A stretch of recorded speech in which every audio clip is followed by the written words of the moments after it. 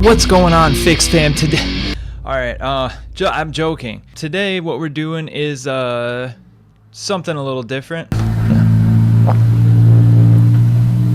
Cars.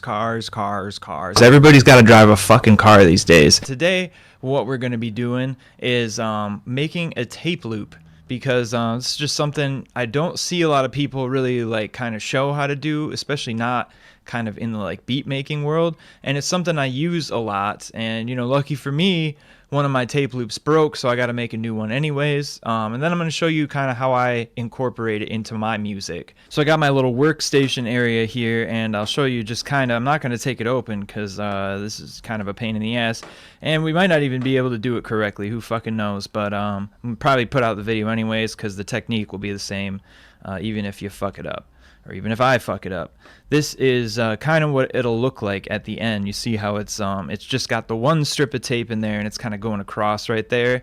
And then so what this is, it's not perfect. It doesn't match up to a tempo or anything, and a lot of times there'll be a little gap because it's really hard to get the tape kind of like taped back together.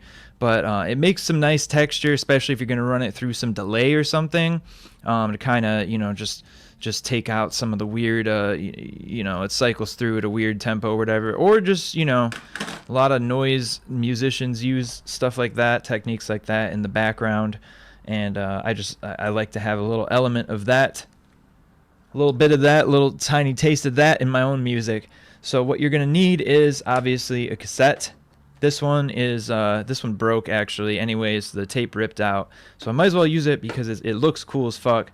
And preserve it indefinitely, or at least mostly, because these things, I mean, this one, fuck, I've had this since high school. This one I made maybe about, I don't know, 5 or 6 years ago. It still works fine, and they sound cooler as they degrade anyways. So anyways, I'm going to be popping this open and using the tape in here to make the loop. So what you will also need is one of these, well actually, you know what, we're not using this tape because it doesn't have screws in it, and you need the kind with screws so that you can open it. So I'm going to find another tape and use that. Anyways, what you'll need is glasses screwdriver, basically, really small Phillips head. And then you can use scissors, but it might be easier to use something like this, you know, precision blade. This is what you would use in like recording to analog tape on a real machine if you were splicing together takes. So that's kind of cool. Anyways, and then you would need some tape of some kind, not audio tape, but I would recommend Scotch tape. I don't have any. I have electrical tape. It might work, might not. I wouldn't recommend duct tape either. It's too thick. It'll get caught on the playhead. But Scotch tape works really good, and you can see through the Scotch tape, so you can make sure your loop is like correctly joined. And then you will need a tape measure or a ruler or something to measure out how long, and the correct length is, because I didn't have it on hand, I just looked it up, and you know, this is kind of common practice. I found this because I was in a record store when I was in like high school, recording my fucking ska band on cassette, and I gave a tape to the guy working there, and he said here, and he photocopied me that article from some magazine about how to do this, and that's when I learned how to do it. So big ups him for not charging me for the magazine or trying to make money. Anyways, I've used it forever, so eternally grateful. Anyways, that's what you'll need, and the length is 8 5/8 of an inch. 8 inches and 5/8 of an inch. So we're gonna measure it out with that. Okay, I found a tape here. Try to get a better angle with the camera. Okay, so you can see this one does have the screws in it. This is some shit I recorded in college. I don't know. I already have all this stuff digitized, so it doesn't fucking matter. But so the first thing is to unscrew these. Make sure you don't lose any of the pieces. There's going to be a lot of tiny pieces in here, so be careful. Doing it on a white surface, you know, or a piece of paper, that might be helpful.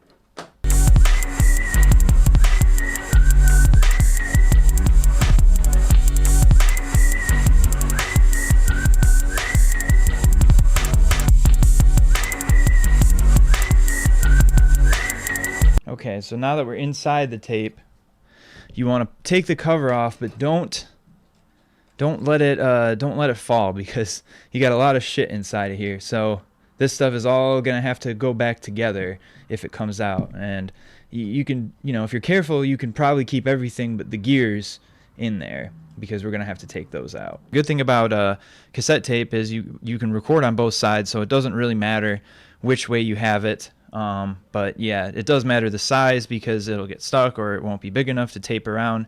So we're going to go with the 8 5/8. Cut the strip of tape next.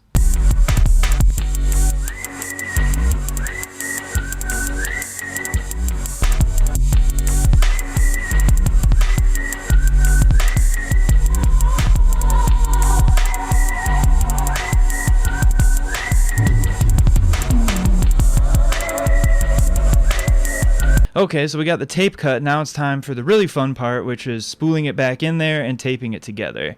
This might take a minute. So one essential part is that you have to pop all the tape off of the gears here, which isn't too bad, but then see how it's threaded in through here. You need to remove this little part here. It comes out like a puzzle piece, and that's how you get the tape out. Then you have to put it back in, and it doesn't have anything holding it now, so it's not a very tight fit, so you got to be careful. And it's like fucking tiny ass pieces. That's not what cassettes are meant for. We're in uncharted territory. Actually, you know what, I decided I'm going to tape it first, since it should be good to fit, and I don't really need to do any guesswork there. But we got the gears placed, so now I'm going to try to tape it up and then cut off the remainder. You want the tape on the inside of your loop, you know, the side that's facing the gears, because the other side is what's hitting the playhead of the tape machine. So you don't want a break in the audio. And I think I actually made my old ones improperly, because there is a break on a couple of them, but it just adds to the character. It doesn't really matter that much. But hey, now I'm going to have a good one. So now I'm going to tape the tape.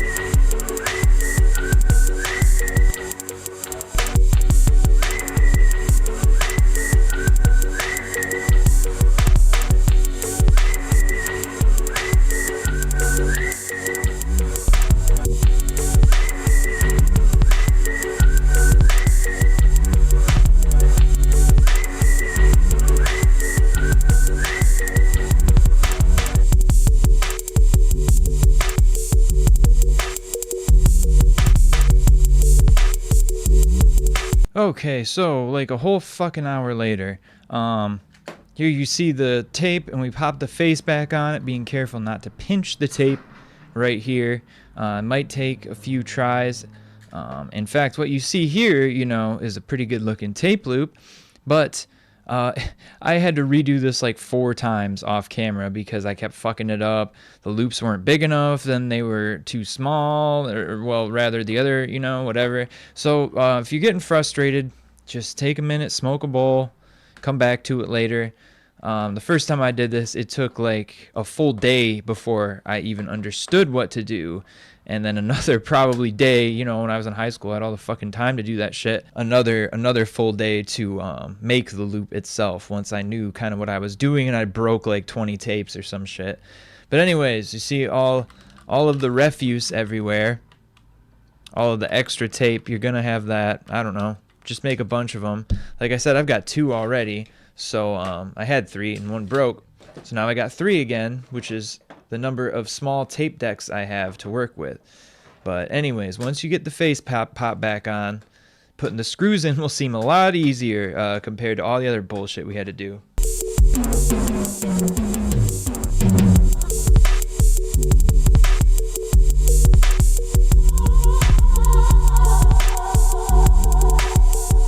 Okay, just for proof, since like I said, I messed this up, so I was kind of checking it as I went to make sure it was working, and I wasn't going to embarrass myself. So I put some sound on here just to verify that it's working.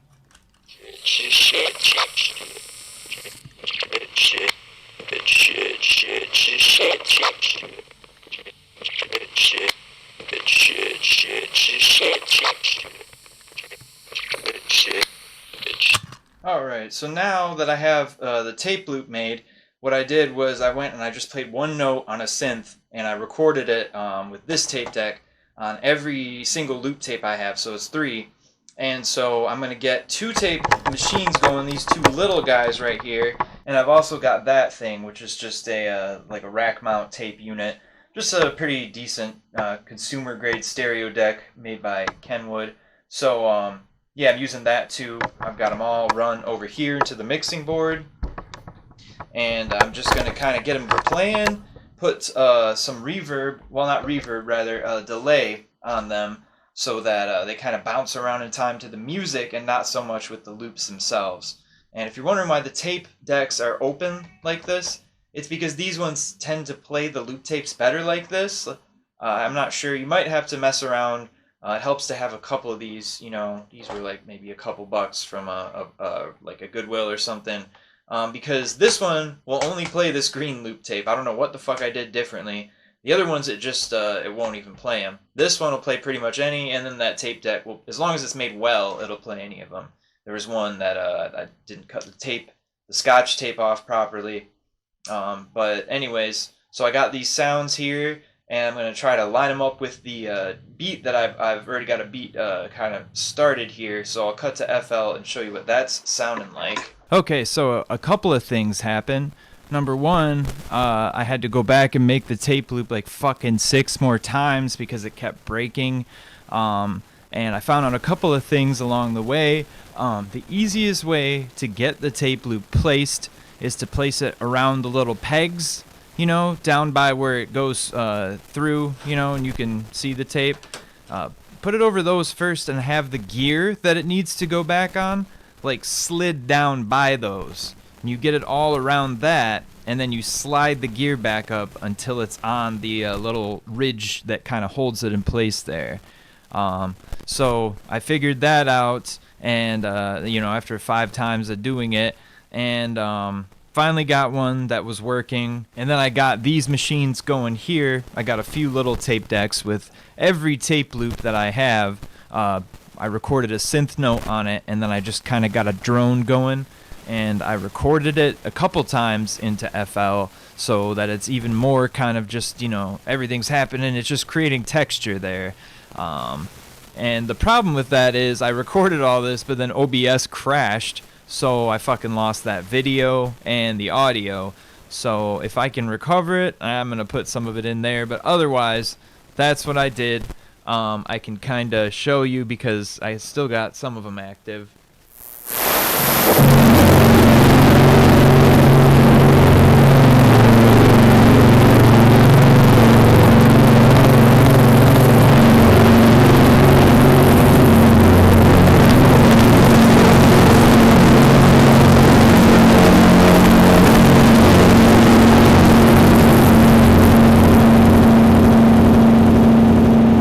So basically just that. The difference is there was a third loop going with the tape that I just made, but it fucking broke again, and it could be pretty frustrating to do, but I do think it's worth it. You can get some interesting sounds going on. So I'm going to cut to the FL view, and first I'll just show you the beat by itself in case I couldn't figure out the audio from that missing OBS file, and then I'll show you what it sounds like with the 2 tracks of the loop drone going.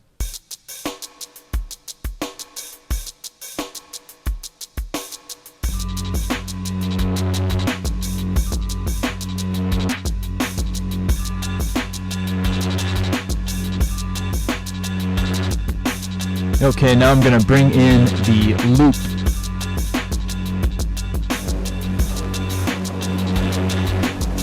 Okay, so here's the beat on its own.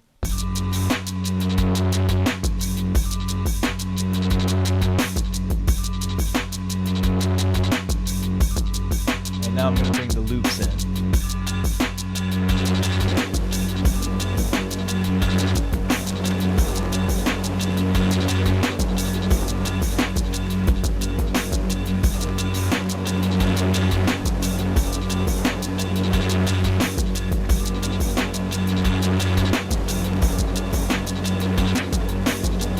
So yeah, I like it. It kind of just gives the track some random movement in the background, just makes it more interesting. The ear can't really grasp onto what's going on at all times, and I don't know, just makes everything kind of just gel together a little more to have some noise texture in the background.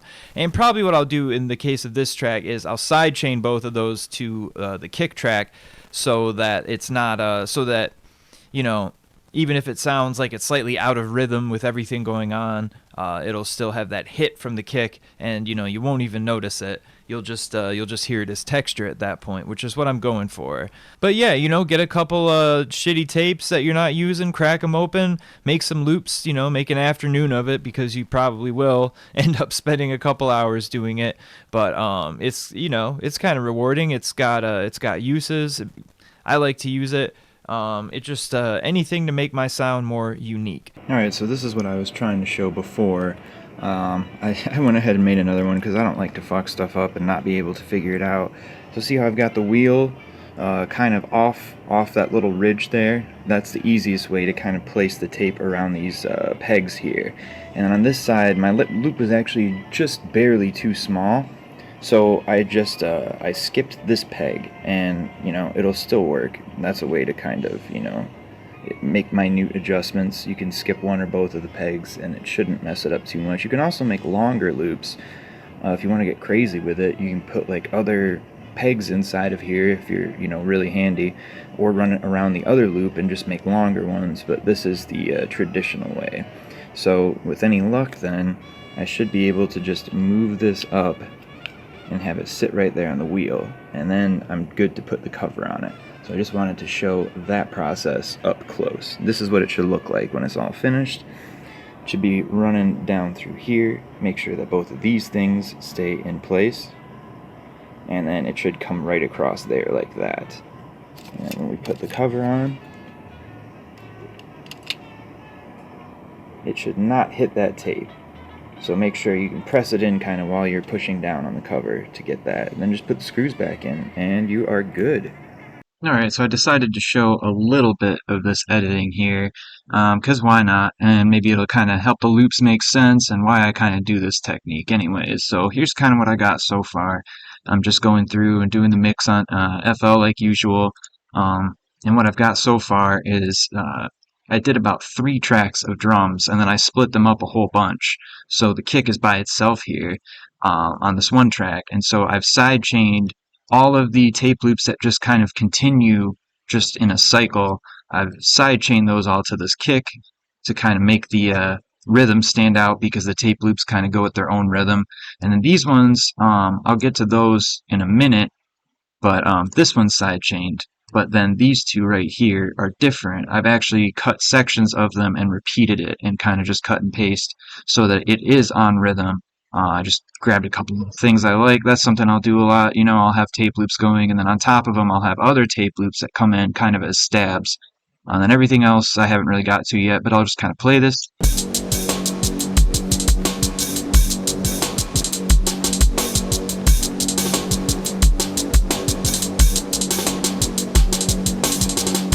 Bring in the other tape loop here.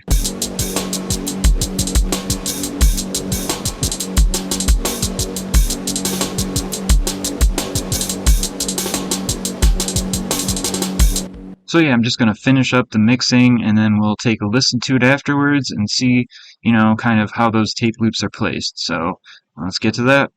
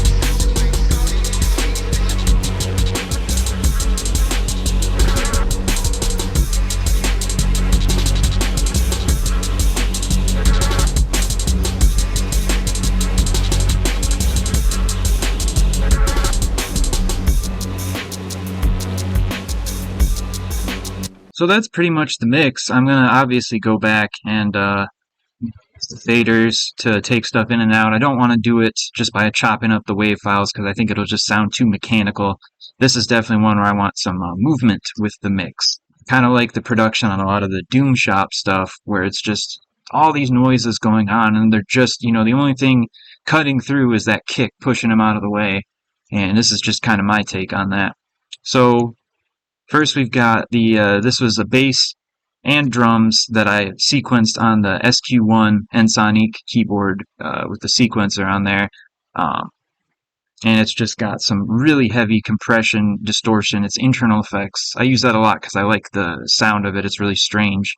But it only really works if you've got the everything going through it at once. So I didn't stem those out as it were. So this is just that track.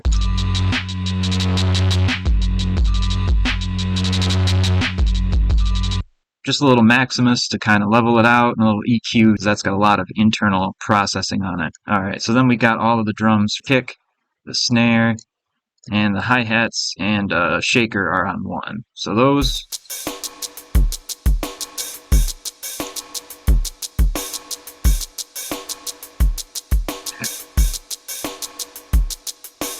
A little too much Camel Crusher on that kick. But yeah, so that way I was able to echo the snare out with the hardware effects while it was hitting FL. And we got these two passes of the first tape loops I made. I've got them panned out, 31% each side, and then just I've got some delay. It's ping-ponging, so it's kind of going from side to side. On each track, I've got that set to just 4, and then I've got the feedback turned up pretty high, but the volume not too high.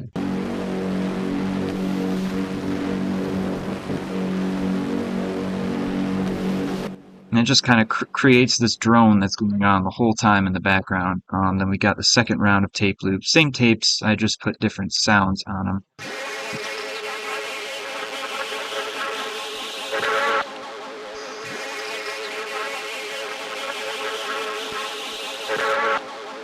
And these ones, instead of doing like 3 loops, just mixing them live, that one I actually used every tape. I just recorded it individually. And as you can hear, that weird out-of-tune stab, I have that turned up the loudest. Got, of course, a Memphis loop. This is from Gangsta Black.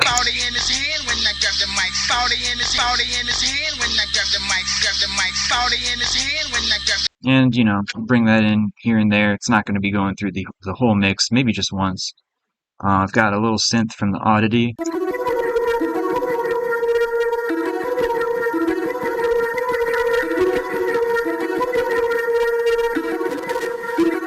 And that's just it's actually a melody I stole from a Sugar Ray song.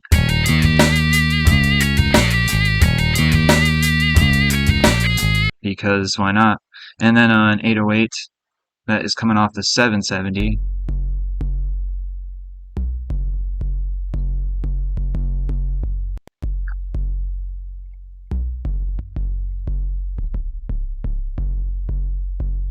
It's a little clicky, so I added a little EQ there real fast.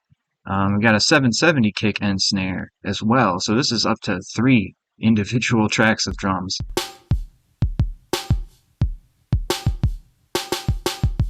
That's like their drum and bass snare, I think, and then just the 909 kick. And I've got those going in the same bus there. I recorded them the same. And then the hi-hat here is a lot crazier because I thought it didn't have enough fast drums.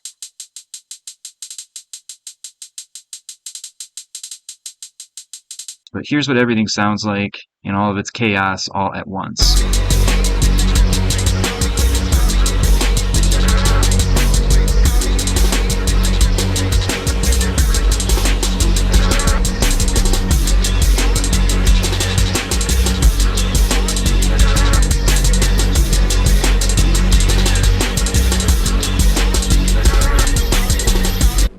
But that's pretty much the track. I'm not going to go through with the final version because, like I said before, this is for an album. Have fun with the tape loops. Hopefully you can do it without, too much of a headache. It is kind of a pain in the ass, but it is fun, especially if you're doing tape tracks, hardware beats already. It's just another way to bring in those kind of like oppressive like drift funk production techniques without having to resort to a computer. I'll catch you guys in another video at another time. Toilet Zone.